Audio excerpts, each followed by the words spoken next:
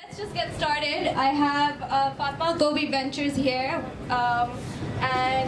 Why don't you start with your introductions, guys?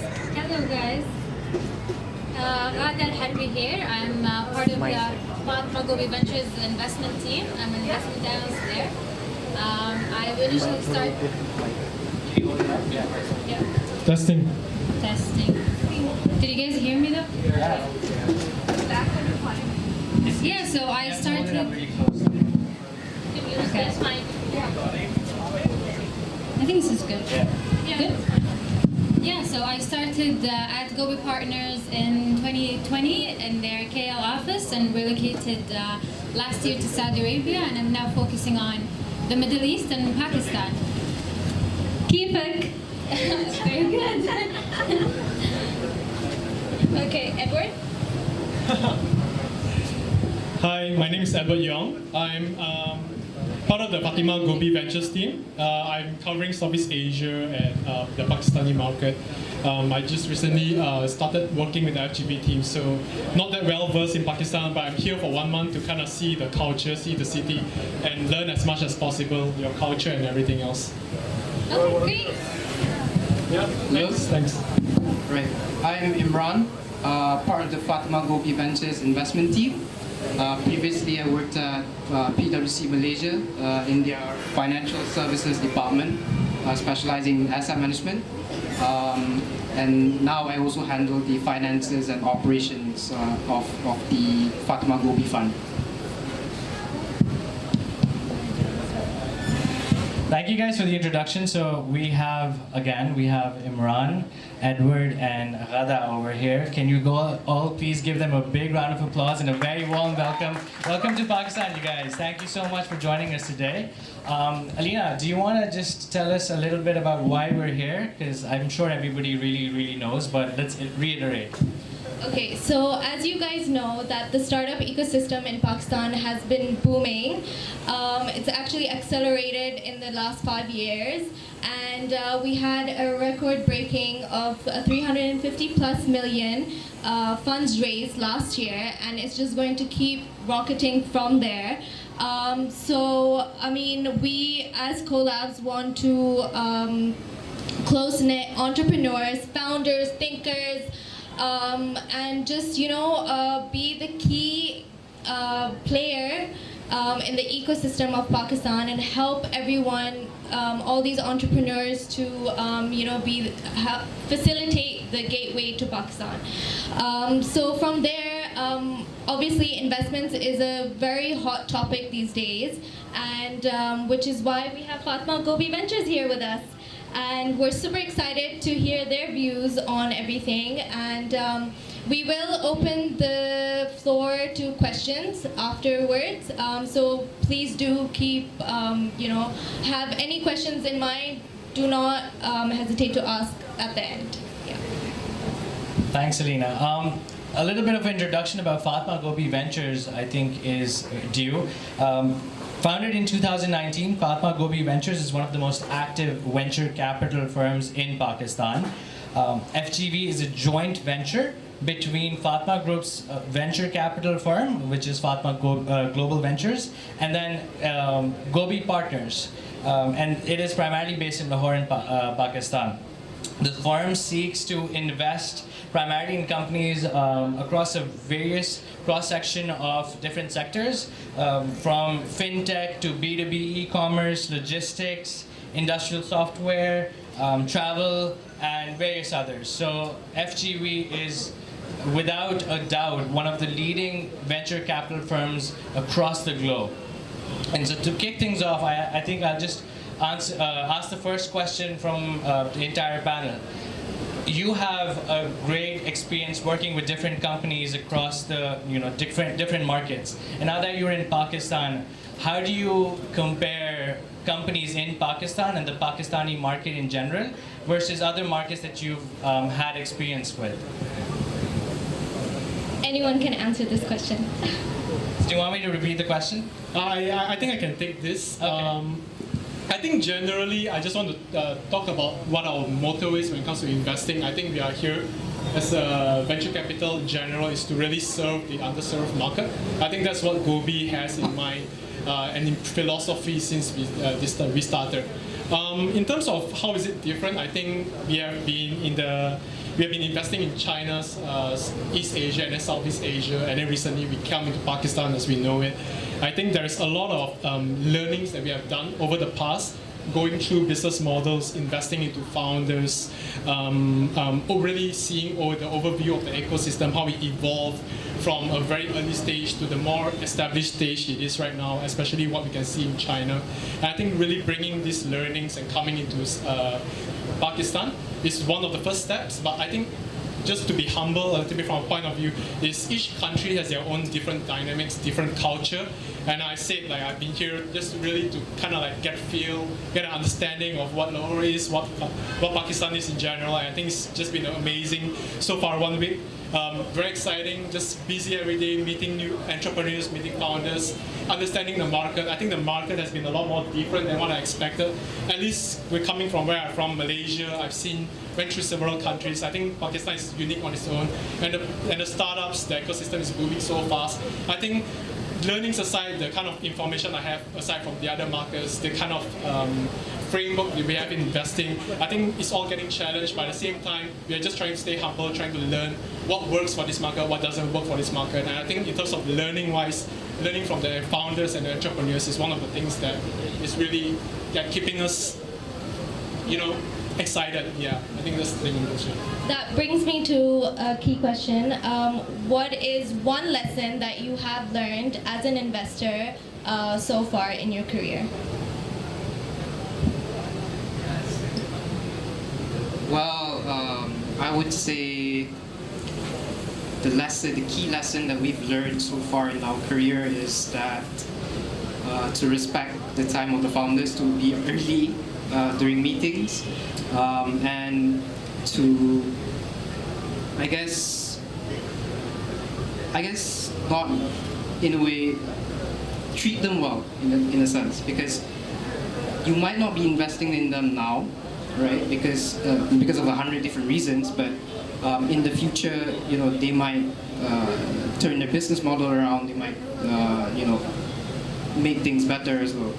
I guess build and maintain that relationship with the founder. That's the key lesson that I've learned in my short career so far. Yeah, and I think I want to add on to what Imran said. I totally understand. I totally feel, we are both covering investments from our side as well. But I felt like, maybe there's one thing that we are maybe similar to founders is that, just to add on to what Imran said is, I think in terms of VCs, we are trying to be less wrong rather than to be right all the time. I think embracing the part that's wrong is really one thing that we have to do. I think it's a great kind of philosophy to take on when you're in this business. Entrepreneurs as well. I mean, we are just exploring something new every day.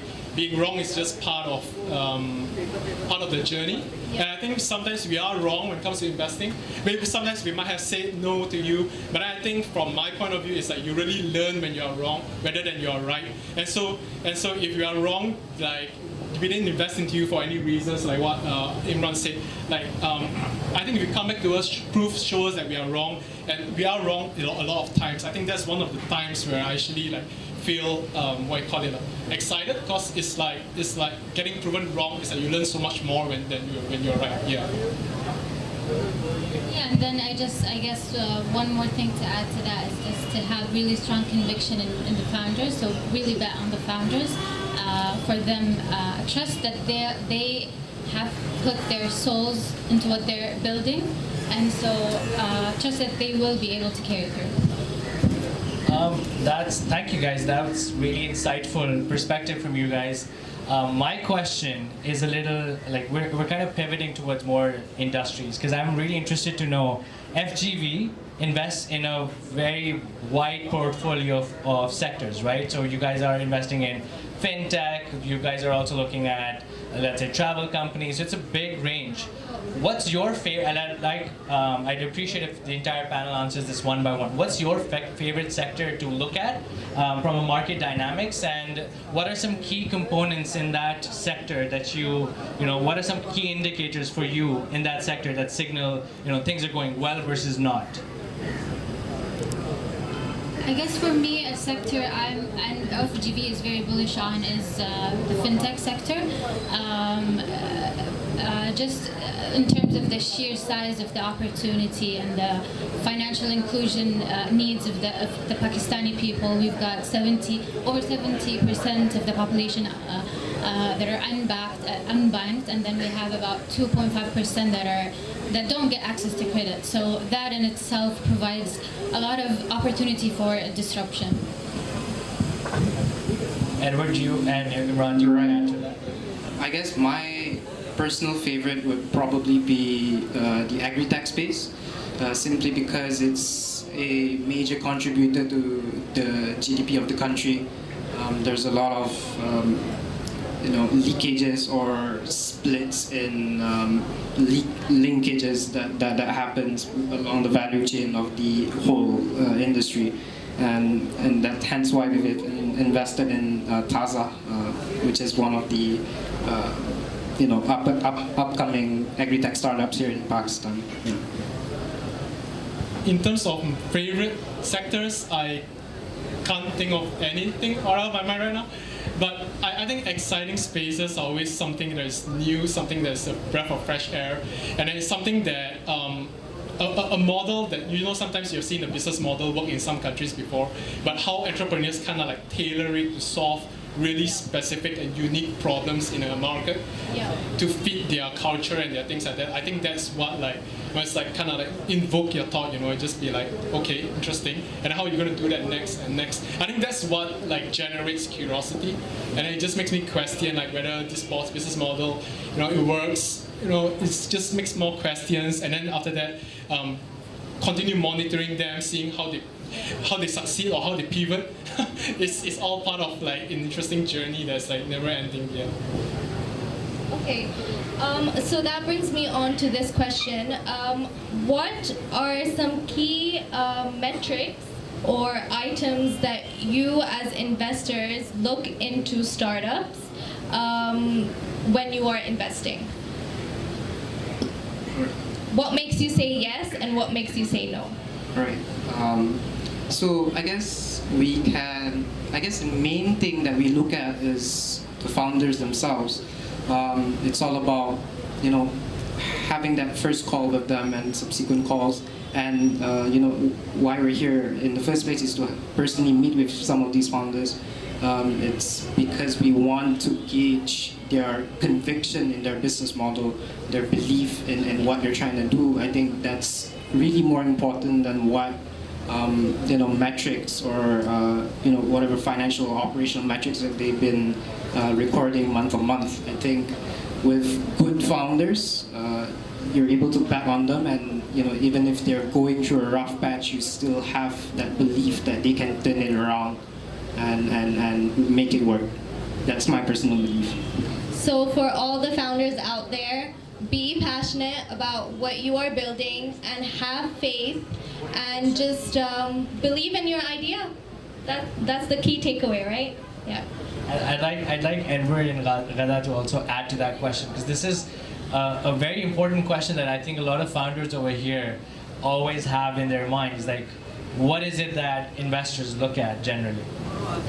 I guess for that, it's really going to vary a lot depending on your... Closer. Hello? Yeah, we can hear you.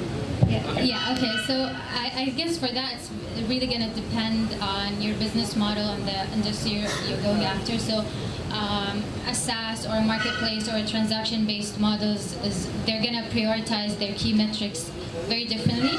But in general, we like to see a large addressable market, and we like to see founders really articulate clearly their understanding of that market and how they plan to acquire users for their products. I think on this question is more towards the stage that you're raising. If you're in much earlier stage, then it'll be a different metrics. I think, but among all the stages, I think there's one thing consistent, which is basically what Imran mentioned, is the founder's passion. I think that part is definitely there. I think what differentiates a successful founder is really the passion to really drive things through when things are going bad, just really facing the hard times. But then on top of the passion side, the founder's unique abilities is also on the stage. So if you're a much earlier stage, then we will look at the business model, which is more of an art and it's more subjective. But I think as you progress down to the later stage, then things start shifting into traction, and as well as how fast you have grown, what kind of skill are you at right now. I think all those kind of plays into the later stage. Yeah, it's a mix and match. But I think it's really just trying to find a balance between each item, and then obviously on the as an analyst part as well. So if you have all the data all ready for us, where we are easy to jump in, and look at the data, everything's prepared, then it makes our life a lot easier as well. So but that's a separate note on its own, yeah. The long DDQ. Exactly, yeah. That's very insightful, because a lot of times you see founders struggling with, depending on what stage they are, really struggling with things like their pitch, or what is it that they want to show to get that investor's confidence. And I would really like sorry, this is Pakistan for you guys. But I would really like for the panel to elaborate on something that all of you guys mentioned was, I think Edward, you mentioned the term founder's passion, and because a lot of times people are really passionate about a particular problem in a particular market. A lot of times it comes from their own personal experiences. Like, for example, if there's somebody in ed tech, they have gone through the grind, they've seen a particular problem, and that's how they have come up with a solution. Would it be possible for you guys to elaborate on some key traits, personality-wise or skill set-wise? What do you mean by somebody when you say you look at the founder, and what's the founder's passion like? So, and how many times do you, like, if you meet somebody enough, you're obviously gonna get familiar with them more. But so, I guess my question is, how do you quantify something as abstract as founder's passion, or how good somebody is? Does that make sense? I don't think I can quantify it, but in general, when I see a founder very passionate about what he's doing and is able to really articulate his idea, I can really see that strategy. I can see his vision. So yeah, that's what I see a good founder. Yeah, I think like what you mentioned, articulation and communication is definitely something that is really key as you convey, because I think you can be very excited, very like energetic, but then really converse into the passion, which is a little bit more subjective. Is definitely a little bit harder to grasp. I guess that's where I'm coming from. But at the same time, there's like a difference. So you have founders that's like can really convince you within the first meeting itself. But then there are also founders who are have a lot of grit. They pitch the first time, and then they realize it's wrong, and then they change their pitch, and then they continuously changing their pitch. It's like who gets things right in the first time, right? Yeah. so it's just like really like you can see the kind of learning. So and as you go, you kind of get to learn. Like some people know what to say, they know how to communicate it better, and then as well as sometimes when you see the founder the first time, they might not be as refined, but I think the second time when you follow up meetings with him, as they grow the business a bit better, you get to see it's more refined. And I think that's something that it takes a lot of practices, it takes a lot of failures, but how they kind of go through it, I think that conveys to me as passion. But but honestly speaking, your answer is, I have no idea how to answer it, but yeah, that's the best I can think out of my mind. But it's really very hard to quantify. I guess you can say it really depends on the context, on the person, on the business, and the stage, right? Yeah, it's just like passion, passion, guys. Imran, do you want to add to that? Yeah, I think Edward and Gala has pretty much covered everything, but just to reinstate your points, it's all about whether you're able to articulate your business plan, your long-term strategy very well, and help us understand. That's it. Over to you, Alina. Okay, so I have two scenarios for you guys. Scenario one, there's a great team and founder, but the idea is maybe average or maybe below average. Scenario two, the idea is great, but the team and the founding team is just a bit, let's say, so-so. Which one would you invest in, and why? And it's gun to your head, you have to invest. Like, you have a pool of money, you either invest here or there. What do you do? It's the founders for me. Yeah? Good founders. And why? Well, because I'm gonna bet on their ability to execute on whatever bad idea they have and scale it. Okay. Right. I'm going with Gada because we're always gonna go with the better founder, the founder with the best experiences. Because yeah, they might start out with a so-so business model, but they can always take the learnings from the first few months, use that and tweak their business models, and potentially make it better than the second company that you mentioned. So I'm going with the founder. Yeah. I actually don't know on this answer, because personally, like my point of view is that like if the founders are so good and then they present with me with a so-so idea, then it's just like confusing. Like, what happened? It's like during the presentation, like what happened? I was excited, and then you give me this business model. It just like doesn't make sense. But then on the other side is like I agree with what Gada and Imran say. It's like if you have a good founder, like the business model is something you can pivot. Yeah. But at the same time, if like you have these founders who's like so-so, but then has an amazing business model, then maybe I question their ability. Maybe they are not good at selling or conveying or communication. But at the same time, I know that like I'm actually an introvert. Okay. I hope I'm doing a good job speaking right now. You're doing but great. I do know. Oh, thank you. But I do know like sales and like communication is a skill set that can be learned and can be taught. So to me, I think I have to meet the founders themselves to make a decision. Yeah. This one's for all the introverts out there. If you're an introvert, it doesn't matter. You can just be Edward. Yeah, you can learn from just start selling. I don't know what you want to sell. But you mentioned something very interesting, and it got my mind thinking. How often do you see a really good founder pull something off which otherwise wouldn't have been possible, or a business model or a problem which wasn't quite profitable, but they ended up making it very successful? Do you think that can happen very often if the founder is really good? I do think there are scenarios that it has happened before, but I cannot think of a name right now. But I do remember me a little bit hesitant at first, but then it's like, oh, the meeting was good, it was going all okay, it wasn't great, but then suddenly they just show me the numbers, and I was just like, wow, what happened? Yeah, I mean it happens, but yeah. So, but I cannot recall any name that's on my head so far. But usually when it happens, then I feel like I want to invest into them. Yeah, I guess I'm just kind of like biased from that point already. So yeah. Numbers don't lie, do they? Yeah, most of the times. Yeah. Okay, so guys, I think we would like to take this opportunity now and open the floor to some questions. So if we could get the mics circulated around in the crowd, we have some people who have some questions. So, Omar?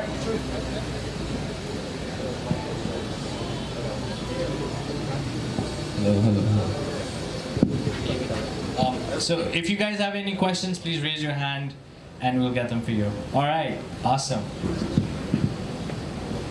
Hi everyone, I'm Mohammed Uzair from BBM Best Buy Mall. So my question for the panel is that if you guys have already invested in a vertical, would you guys consider another similar company in the same vertical, or do you guys want to like diversify your investment portfolio? I can take this. I think it depends on how big the market is. I think if the market is big enough for multiple players to operate in without I guess cannibalizing each other, I think then that's certainly an avenue that we could potentially explore. But so far all of our investments, as far as I know, are not directly competing with each other. Yeah. So in short, it depends on the market in which you're operating in. Yeah. Any other question, guys?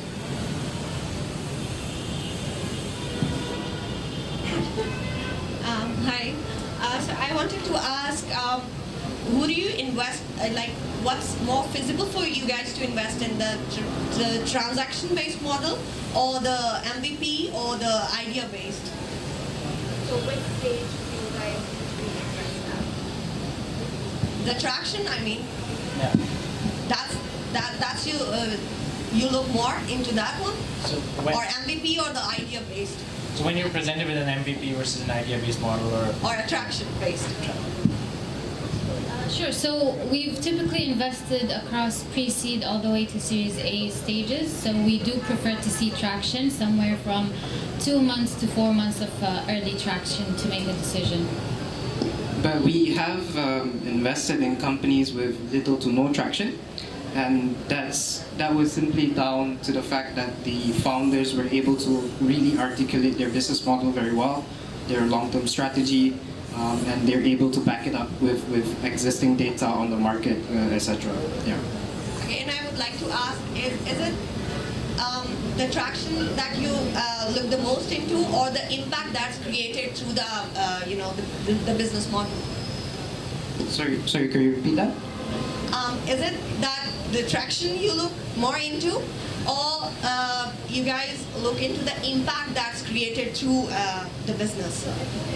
I think please correct me if I'm wrong. You're asking if it's the potential to have an impact in the market Yeah, the impact versus in the traction market. already gained.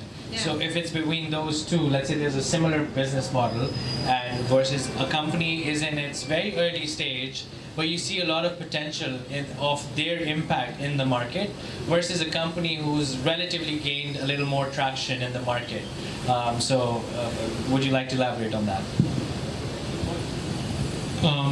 Just want to step in a little bit as well, also, and convey the process is like we have invested into ideation stage, we have invested into MVP, we have invested into companies with traction, obviously, but each of them has it's really sector dependent. Like if I talk about like biotech is a very different kind of space where if you have traction, it's very expensive already, and most of the time it's really on the R&D stage. You have the heavy data science as well, so where they are doing a lot of R&D and things like that. Those are companies without traction, but we do look into them and we invest as well. So I'll say that it's really depending on sector by sector. So it really depends. And to answer on how the traction versus the impact wise, just like talking from some of my experience is that I think whatever we invest into, we want to have an impact. Otherwise, I think we are trying to make a difference, trying to make the community better. I think technological progression is something that is going to happen in every country globally, and I think we are just trying to play a part in it and trying to really bring it, move it for faster, accelerate it to a certain way. But in terms of whether we want to see traction or not, I think that depends on the business model, whether it makes sense, and if it's pre-traction as well, so it's something that we look at. But again, it depends on the business model, how the business models convey, and what sector they are operating in. I think all those kind of play a part into the evaluation. Yeah. Thank you. Awesome. Thank you for that question. Hi everyone, this is Mausam Ali Malik, co-founder of SchoolX. With me I have Talal Jan, who's also co-founder of SchoolX. My question is that sometimes we think we're investment ready, sometimes we think we're not. So our traction goes on like this. We made around 24,000 USD in the past month, and then we're already profitable. But sometimes we think that we need fundraising to achieve the scale we want to, but sometimes we think that if we go for a fundraise, it might alter dynamics a little bit. So how does this go around the peg? Can you explain me on this, please? Awesome question. Thank you so much for that. You want to take this? Sorry, what was your question again? I just didn't follow my heart because it's a very interesting question, I have to say, yeah. I myself am in a sort of dilemma here about this fundraising. Like, we're already profitable. We started a year ago. We're operating in the edtech domain. And sometimes we founders are of the view that we need some fundraising. to achieve the scale we want to.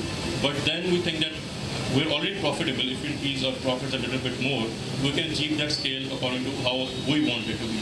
So just wanted to ask that when you get a fundraise, when you get some investment, does that alter your dynamics, or it goes on like it was going on before? Yeah, thanks for repeating the question. I just want to say congratulations for running such a good company that's profitable. Amazing, but I think that's where the dynamics changes a little bit. Are you growing, or maybe in another way I should put it is, if you get additional money or capital right now, can you accelerate the growth? I think that's the question that founders are always thinking about. Like, let's say if you're profitable, then how profitable you are. If you're getting like, let's say 10,000 or 20,000, then how, I assume you're going to reinvest the money inside your company to continue growing. But then what happens if you get $1 million or hundreds of thousands of dollars? Then how can it accelerate the growth? I think that's the question that the founders have to determine themselves, whether they need capital to grow or whether they are okay with the kind of organic growth. But I think in the tech sector, it's always better to grow faster than not. To answer your question on the investor side, is that it really depends on your preference or things like that, right? I think as a VC, we do not want to take the majority stake away from you, especially on the early stage. We prefer the founders to have majority because it's their company and they own. It's a kind of sense of the ownership that they should have when it comes to running their business. And I think what you should see as a VC when it comes to investment is that we give you the capital, whether you need it or you don't need it, it's up to you to decide. But then when we come in, we are just trying to add like additional, I guess in a sense of like a catalyst is what I would say. It's like you can grow from 50,000 to maybe 1 million in 2 to 3 years time, but then with the capital, maybe we can speed up that growth from 50,000 to 1 million in 6 months time. Maybe that's an avenue, and at the same time as well, so in terms of the shareholding, like you may be losing much, like you may be giving us some equity, but I guess like a percentage of a big pie is always smaller. It's always better than a big percentage of a smaller pie. Yeah, I think that is equally true. But I think ultimately it depends on the business, whether it makes sense for you to get a VC acceleration money, whether you keep it, you want to grow. I think all those is things that you need to consider when running your business and deciding when you go fundraising or not. Yeah. And in that sense, I think if you're in a position to be able to choose between investors, I think you could probably spend time in doing your own due diligence on the investors that are looking to invest in your company, and see if they, are the investors that tend to push, founders to grow aggressively, and ignoring profitability, which is might not align with how you want to run your business. So I guess in that sense, us personally with FGV, we take a back seat.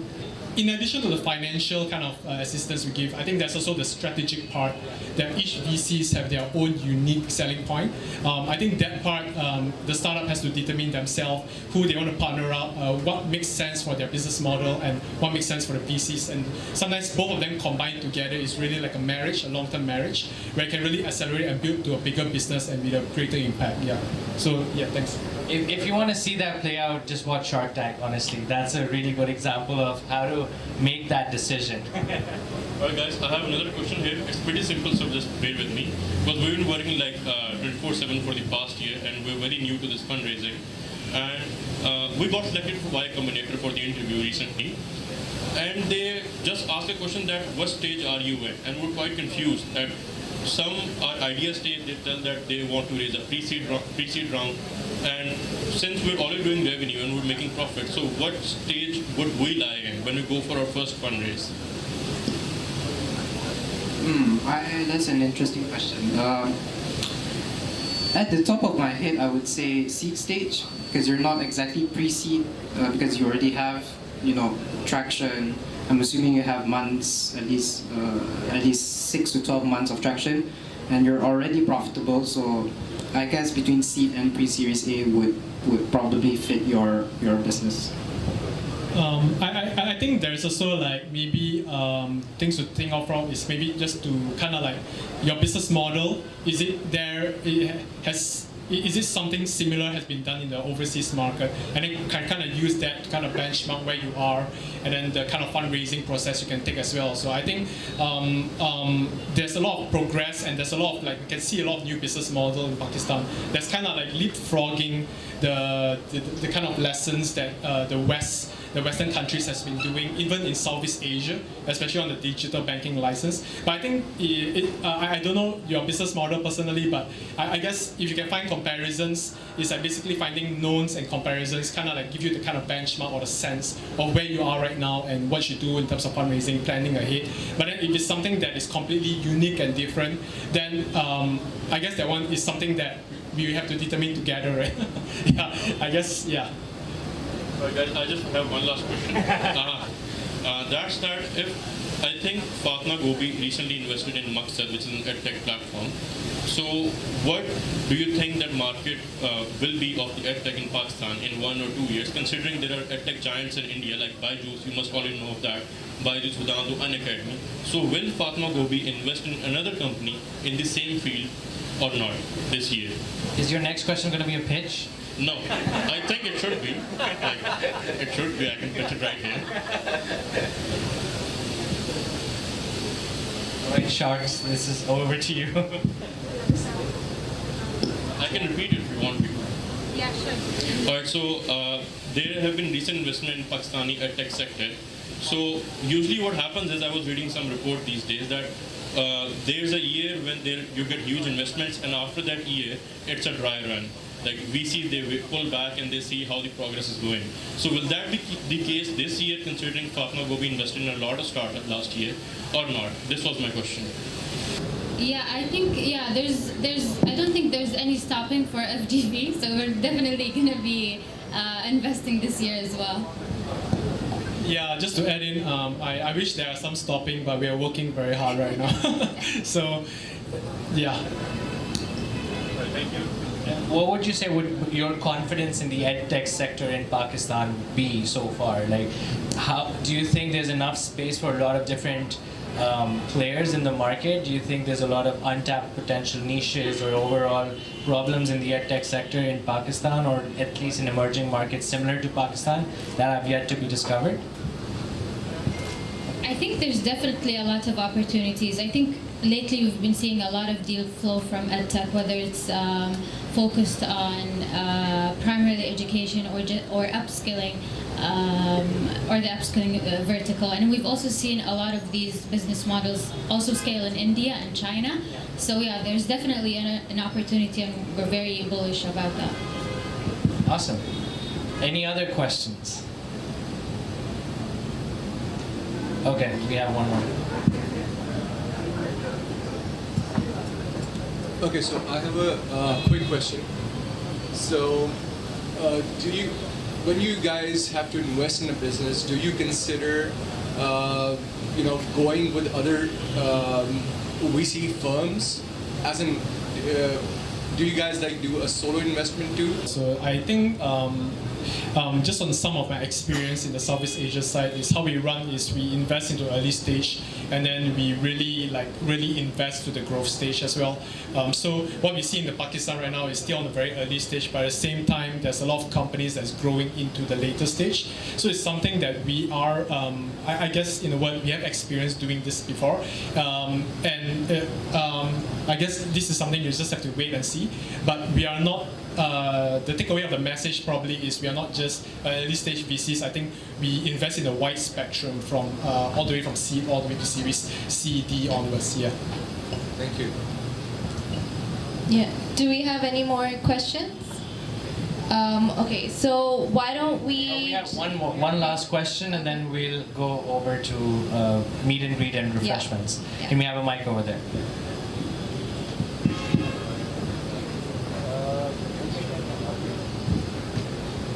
Gentlemen, my name is Abdul Majid. I'm currently working with Hashu Group as one of the top hotel chain in Pakistan.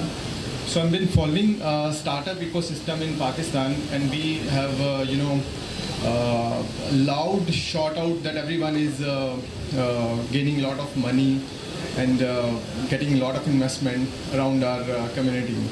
So see, I've been seeing the similar type of startups getting a lot of money, and getting investments. And I've listened from yourself that you see somebody ask a question that if the similar company is working in the same capacity, and if another company comes in and need investment in the same capacity, and you say, okay, we'll see and we'll talk about and we'll see what the scenario, what the problem and what the answer is. So I personally see in Pakistan, let's say if we talk about courier services, COD, so there are, let's say every single company is doing the same thing. Let's say they just call us they just hire a company, those who deal in COD, and they become their partner delivering the parcels to the customers. And there are, let's say, 10, 15 companies, maybe more than that, those small and big and bigger and big, those who have a good relationship with the VCs and they get the better investments, and those who are not well in presenting their, let's say, startups, they don't get the money. So the idea and the question of my, one of my question is, okay, let's say if the same company is working but with a different scenario. Let's say if we talk about, I've been involved in travel industry, and the travel industry of Malaysia maybe 13.2% of the contribution of travel in GDP of the Malaysia in 2019. And I truly believe that nobody in Pakistan, especially I saw one or two companies who got investment from the VCs. But there is a great gap. In Pakistan, you see there are maybe 4,000 or 5,000 travel agents or the travel companies, but still we are not getting the services that we saw in Malaysia when I visited there, we saw in Turkey and maybe in Europe. Why the VCs not seeing a good potential in travel in terms of corporate income, in terms of let's say individual travel in Pakistan? Why do you guys just wanted to invest in fintech only, where maybe hundreds of fintechs are being born in Pakistan in a recent time, and they're doing the same work. They're delivering the money to the poor people, and they're disbursing the money, free money to poor people, and wanting some sort of markups from them. So I truly believe that travel is something which is non-stoppable. You see, if somebody gets rich or maybe somebody gets promotion, he enjoys travel. He enjoys in a way that he travels somewhere. Maybe during the time of Corona, there was a very collapse in travel industry. But why VCs are not seeing a travel industry as a potential product, particularly in Pakistan? Do you get the question? Okay.